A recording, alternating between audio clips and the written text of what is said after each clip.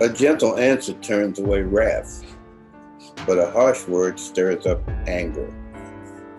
The tongue of the wise adorns knowledge, but the mouth of a fool gushes folly. And now, here's Reverend Sue. Joy in my soul, God is in control. I got Satan on my trail, but I'm singing all is well. He's attacking every day, but I'm watching while I pray. No matter the attack, I won't turn back, 'cause this means war. How are you again? Today we're so happy. We're so happy to have one of our favorite guests since we've been doing radio show as well as YouTube, and Reverend Don Hutchins. Let me see. Reverend Don Hutchins is I call him a biblical scholar. He is from Georgia, and I believe South Georgia, maybe middle Georgia, South Georgia, but he's a Georgia guy. And so he loves boiled peanuts and pecans and peaches and all those good things that we have from Georgia. And I'm a Georgia girl, right? So he is a graduate of Maple Spring Bible University, located in the Washington, D.C. area. He's married to a fantastic person, the best baker I think we have in this country. Stephanie Hutchins can design any cake or cupcakes, anything you want. She's fantastic. And little granddaughter that he takes to the park all the time. And she's 5 years old, but she has a mind of a 25-year-old, seriously, Addison, and his daughter and his son. So I am so happy to have him here. He is an elder and also a reverend at New Bethel Church here in Washington, D.C. Pastor Dexter Unutall is our leader. And so it's always joy to have him be a part of our discussion. And we want to talk about just so much happening in our country right now, throughout the world, but focusing on the healing of America, where last week we talked about our teachers and the things that they're facing right now. School are opening, and I feel in my heart, in my soul for our teachers. I feel for everybody, but I feel for our teachers. And we talk about the black farmers, where we are as far as losing land on a continuous basis, and over again, the $5.5 billion that are still out there as law, and they still cannot receive their funds. So much happening in America, Received a story today, a young African-American man was stopped by a policeman in the state of Georgia. And what happened, they said he stole something, which he didn't. They found out that he was the wrong person. He could have been killed right then. He prayed to God. He said, God, don't let this be the day I die. And so you'll hear more about that in the future. But here today again, healing America, we are sick. We are sick. We are sick from the standpoint of from a politician. We are sick we're sick within our churches. We are sick in our community, in our homes. We are sick. Just the homeless people on the street more and more. We are sick when the people do not have jobs now, and the income, the employment is running out. We are sick when people tell you that you have to move out of your place because you can't afford the tax. You cannot afford rent. You cannot afford mortgage. We are sick because now we have a shortage of food, and we are sick because our environmental issues are just bad right now, just bad. And right now, when you're sick and you're not diagnosed with this or that because we don't know, scientists don't know, people don't know. We're here to talk about it. Maybe we have some answers within the few minutes that we're going to be talking, and perhaps we won't, but at least we're trying to find out. Yes, we're saying that we're sick. They have so many Zoom meetings and podcasts and talk shows, and everybody saying America needs to be healed. So the question is, need to be healed from what, and how are we going to be healed? So I just brought Reverend Don, a biblical scholar, because I believe that God has provided answers to us in the Bible. So why are we looking at the Bible, our Christian brothers and sisters, to get the answer? So Reverend Don, thank you for being a part of our show today. We're just so happy to see you. Thank you, Reverend Sue. Always a pleasure to hang out with you and to put together our minds to try and help figure out some of the chaos that we call 2021. I do believe that the Bible is the solution. And the first thing that comes to mind oftentimes when I talk about the Bible, or when people bring up the Bible, those who are in the secular space will say, here we go with that Bible again. Why is everything Bible? Why does the solution have to be the Bible? Well, if you look at all of the rules of the land and all of our laws, those came directly out of the Bible. Now, most people don't know that. Most of those in secular society don't know that. But all of our rules, the laws that we have on the land of how we treat one another, and the things that we do to punish those who commit crimes, most of those have their basis, their genesis in the Bible. And the Bible is a book of moral code. And I think that in order to get to where we need to get as a people, and I say as a people, I mean as humanity, as mankind, we have to have a moral standard that represents equity and fairness for everyone. So for the person who says, I don't know why you keep bringing up the Bible, that's the basis by which the ground can be level and we can all be free to experience things just as God created them, just as they were meant to be. And if you look at the systematic way things should work when things operate normally and rightly, the Bible has a framework for that. So I think that we can find solutions to our problems even today. And people say, well, the Bible was written thousands of years ago. True, but I challenge anybody listening to go and find anything that is in the Bible that is not relevant to how we should conduct business today. It's full of some ancient texts, yes, but it's amazing to me how those ancient texts, how they transfer to 2021. So I think that it does hold the key to what we need as a solution.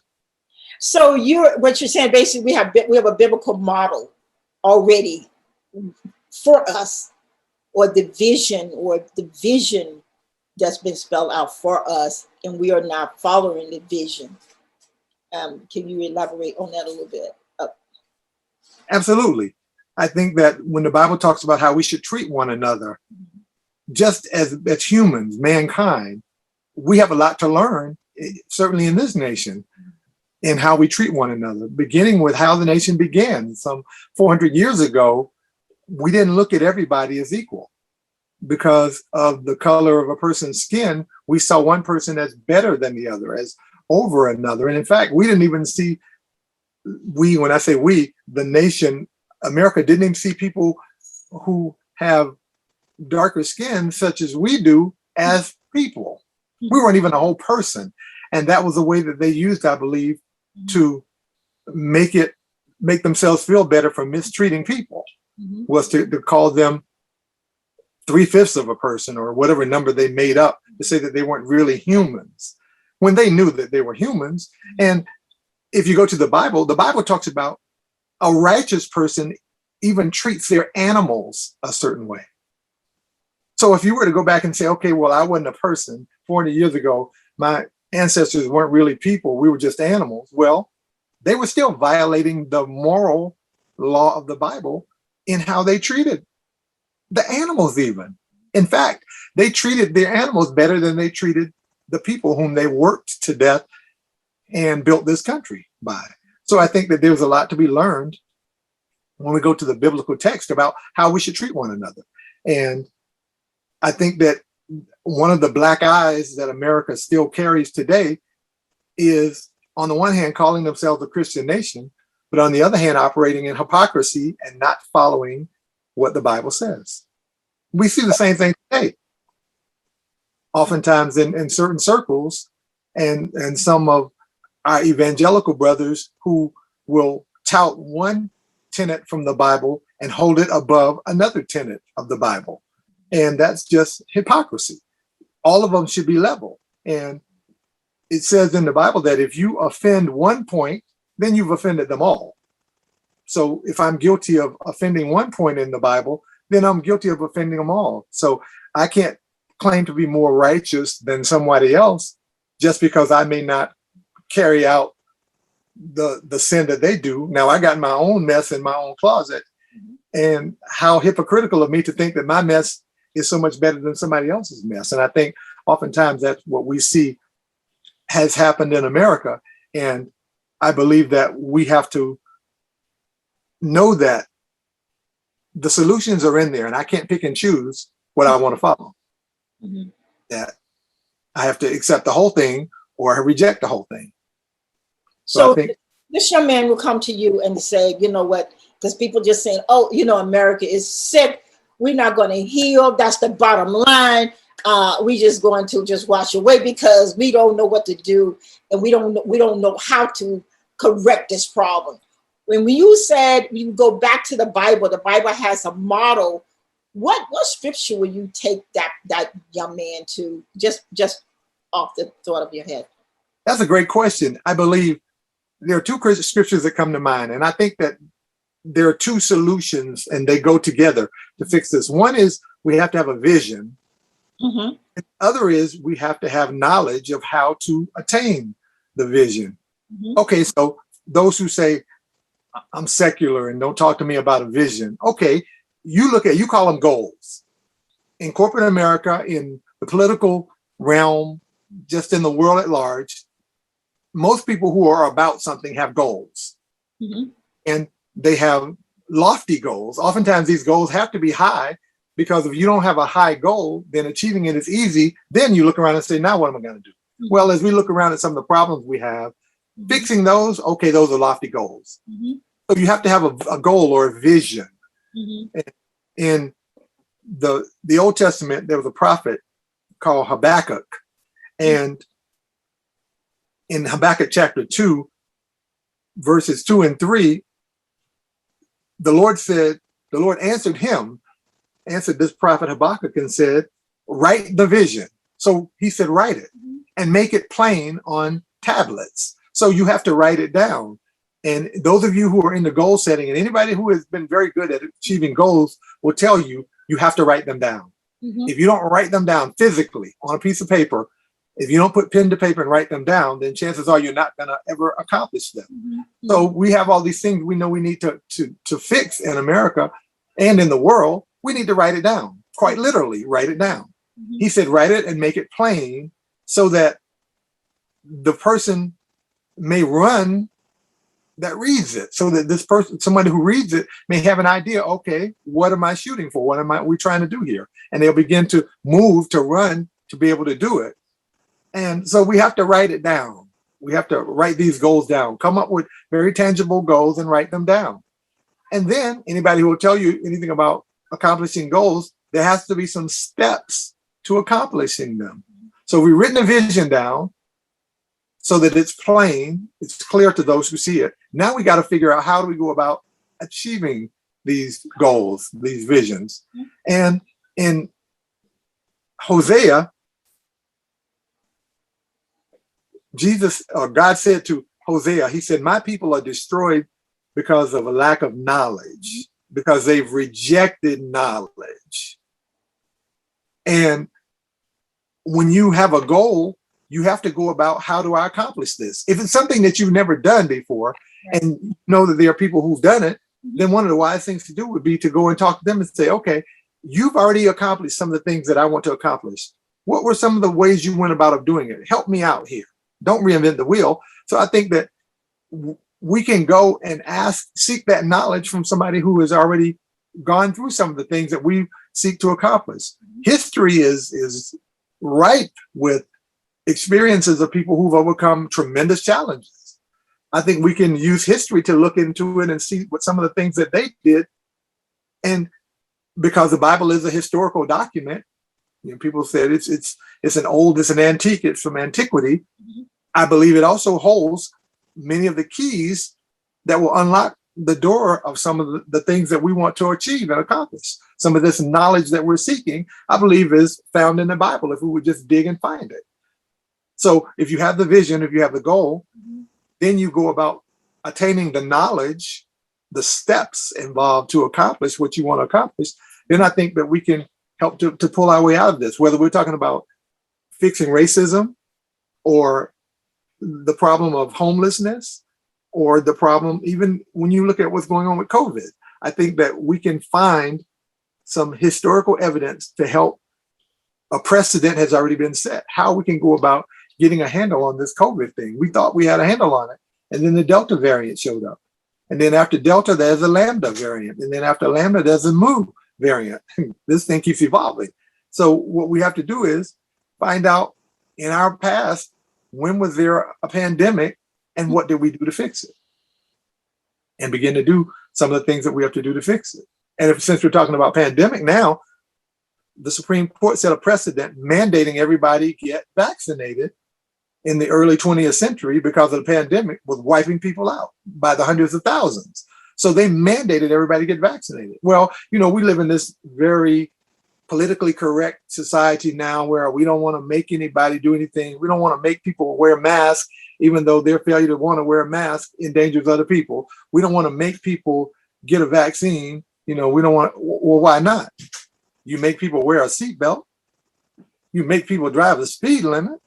You make people do other things that you have found to be prudent that help in the welfare and health and wealth of people. Why can't you mandate that they get vaccinated? Why can't you mandate that they wear a face mask? Sounds like hypocritical. I'll let you buy any car you want to buy, and the car will go 200 miles an hour, but I'll mandate that you can't drive it that fast. Mm-hmm. Okay. And another thing is that, I like what you said in reference to mandate, because we have to clear that there are some governors of states that determine that people don't have to wear masks. And right. The results of those states, Florida is one of them. South Florida is unbelievable how people have passed during the last few weeks, or as we speak. People are dying, they're dropping dead. Yes. Georgia is one of those states. I'm from Georgia. You're from Georgia. Right. Georgia is one of the states that have a governor that doesn't want to mandate stuff. I just read an article today. Texas is another one. Right. Government want to mandate, we ain't gonna make kids wear masks in school. I just read an article this morning that schools are now mandating children wear masks. Why? Because 2 middle school students have died from COVID in the last week. Mm-hmm. And so they're like, what are we gonna do? Duh. You act like this is a new problem. We're going into 19 months now where we've known about this thing. The data is out there. The scientific, people say, I want the scientific, it's out there. Stop being stupid. Look at what needs to be done and do it. And just like we got to put on a seatbelt when we get in a car, or run the risk of having an accident and flying all around the car without one, or trying to put it on when you think a police officer is going to stop you and pull you over. People say, I want to take my chances with not getting vaccinated. I want to take my chances of not wearing a mask. Well, the difference is they come down harder on speeders than they do on people who don't wear a seatbelt. And the reason why is because speeders endanger other people. Not wearing a seatbelt doesn't endanger other people per se, but driving too fast endangers other people. Okay, so they come down harder on people who speed. We should come down harder on people who have the ability to inflict further harm on the greater society by their behavior. It's one of those two. It's still going back to so if you have the situation, you have the politicians,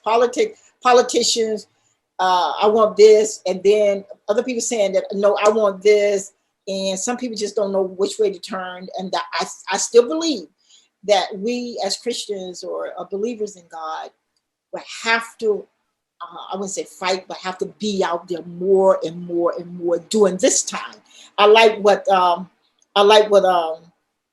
Habakkuk says, that for the vision is yet for an appointed time, but at the end it shall speak and not lie, though it tarry. Wait for it, because it will surely come. It will not tarry. In other words, there's time that we have to do it. And I think this is the time in our life right now when we say healing America, healing America. So look at it from this standpoint also, Reverend Don, is that now if the power that be choose what they feel is their God, what will you do? Well, it's interesting. I say let's have a little contest like Elijah did. I mean, this ain't the precedent.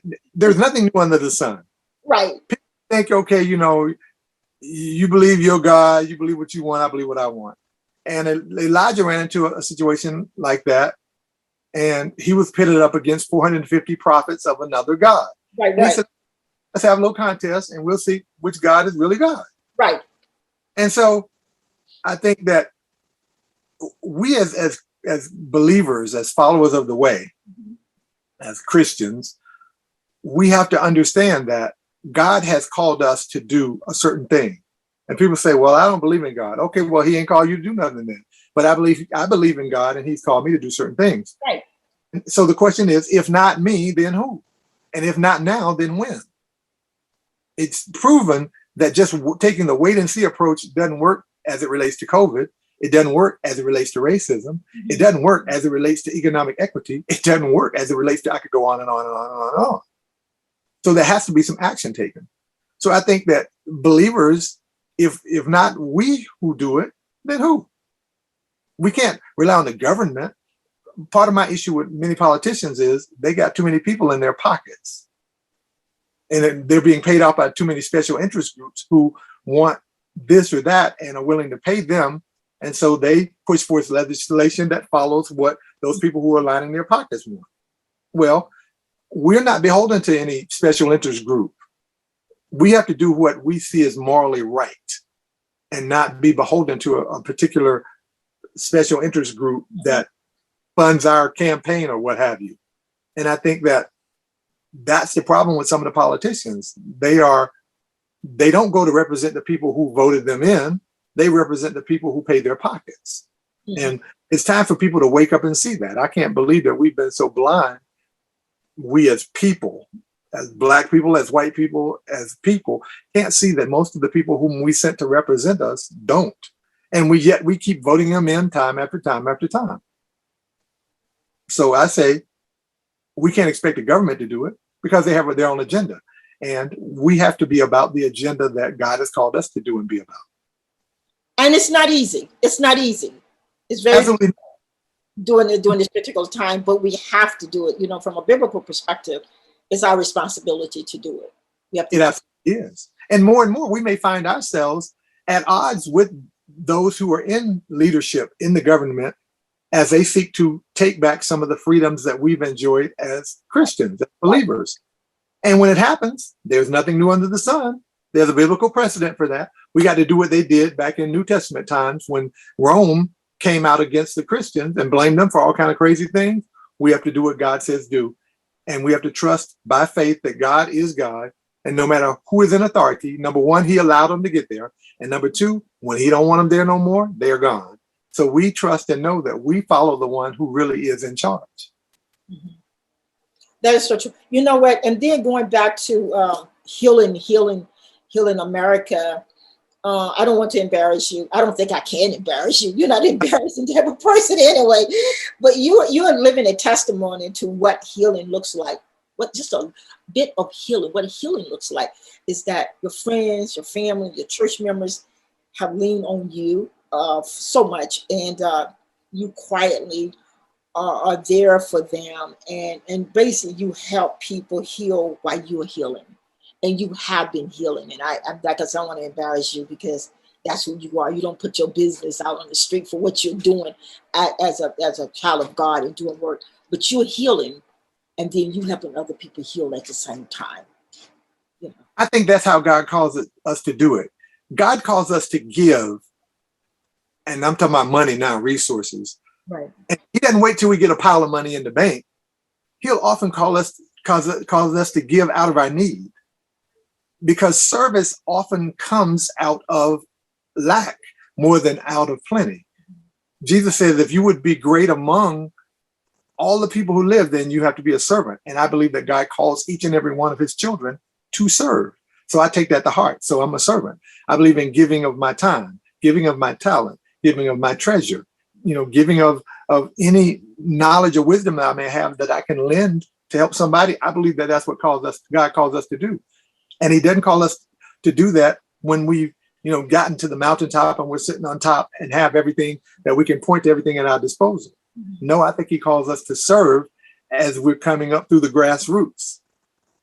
And I think that that's the picture that Jesus showed us to do.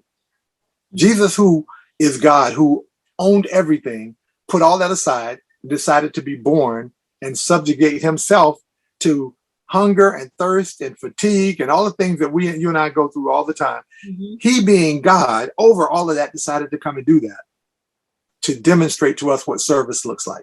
Mm-hmm. So I take that and I run with that and say, okay, how do I live that out? What does he call me to do in living that out?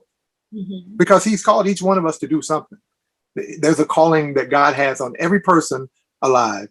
Our goal is to find out what that is. And when we find out what that vision is, there's that word again, then we go, how do I make it happen? What's the knowledge I need to make it happen? Mm-hmm. It goes back to biblical model. Why Jesus came.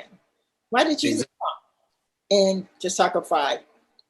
He came, he died, he rose. And why are we here? Exactly. During this time, healing America, because God knew exactly where we're going to be during the 21st century to heal America.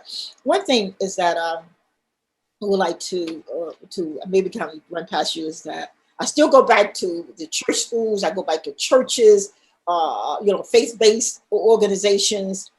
We gather now from a virtual perspective, and some people are back into the building of the various denominations or the organization, faith-based organizations. But I still believe that we can't stop teaching our spiritual gift. We cannot stop teaching that. We are here for a purpose. And it's a sin that we wait until we about 95 or something, we finally find our purpose. I mean, God knows it's fine to do it at 95 or 100. But we waited all those years and we said we are saved and we believe in Jesus Christ. And we run it all over the place. And we're saying that, Lord, this country is falling down. Lord, things are happening. People killed in Washington, D.C. night before last. People killed in Chicago, 60 people. People killed this way. People killed here. People mean on the road now. You ever gone out on the interstate and see how people driving? Yes. Food is expensive. We don't have jobs, but we sit and talk about it. We get around little circles. But the gifts that we have to recognize those gifts and do something with the gifts. I agree. I think that everything that we need in society, God has placed it in society. So that whatever problems come up, the solutions are in society. Whatever we need money for, the money's in society. It's out there. Everything that we have need of is there. We have homeless people, yet we have more boarded up buildings in this country than anything. It makes no sense to have homeless people when you have thousands of buildings in every city boarded up. That homelessness should not be a thing. We have buildings that are boarded up that nobody's living in. So everything that we need, I believe God has given it to us. We just have to understand that God has simply placed us here to be stewards, to really be watch keepers over things. And I think that there will come a point when he will come back and say, let me see what you've done with what I left you. I've left you all these gifts of teaching, these gifts of ministering and of counseling people and of helping people. Let me see what you've done with it. America, I've given you so many resources. Let me see how you've shepherded, how you've handled those resources. And I think for many of us, sadly, he will come back and say, didn't do such a good job. You haven't done what I told you to do. Yeah. You've walked and stepped over people who were homeless when you had boarded up buildings that you could have made livable and put them in. We have we have children who are hungry in America. And even before the pandemic, Reverend Sue, I know you knew this, that there were 17 million hungry children in North America. Yes. Every day. Every day. And we're talking about a country that has so much food, we can't even eat it all. Mhm. Why are there hungry children or hungry people in America and in the world? Mhm. Because as selfish as we are, we would rather board up a building than to let a homeless person live in it. As selfish as we are, we would rather food rot than to give it to people who are hungry. And I think God will come back and he will hold us account to that. Mhm. And we have to understand that, you know, why is it that we who have so much care so little about those who have so little? Healing America. Healing America. We have a lot of work to do. And we can sit back and get various groups and talk about it, and theologian and scientists. But at the end of the day, God has already put a biblical model for us to go by. And God is looking to see Amen. how we're taking on the responsibilities that God has called us to do. Reverend Don Hutchins, it's great to have you to be with us today. And I tell you, you continue to do what you do. And I'm trying to do what I do. I'm trying to get a little bit of that Healing America, just a little bit. I don't know how God, I don't know how much it's going to be worth, what it's going to be worth to do it, but I'm doing it anyway. And you are out there every single day, you and your family doing so much. If we can do a little bit, and we just won't just talk about Healing America, we'll be a part of Healing America. We thank you for being a part of Healing America, Reverend Don Hutchins. Amen. May God continue to bless you and do what you do.